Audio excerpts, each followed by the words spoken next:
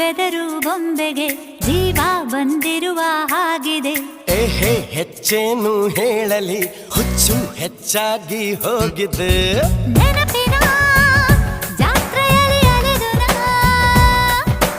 ಕನಸಿನ ಕನ್ನಡಿಯ ಕೊಳ್ಳಲೆ. ನಿನ್ನಯ ದಾರಿಯಲ್ಲಿ ಅನುದಿನ ಹೃದಯದ ಅಂಗಡಿಯ ತೆರೆಯಲೇ. ಆಹಾ ಈ ಬೆದರು ಬೊಂಬೆಗೆ ಜೀವ ಬಂದಿರುವ ಹಾಗಿದೆ. ಹೆಚ್ಚೇನು ಹೇಳಲಿ, ಹುಚ್ಚು ಹೆಚ್ಚಾಗಿ ಹೋಗಿದೆ.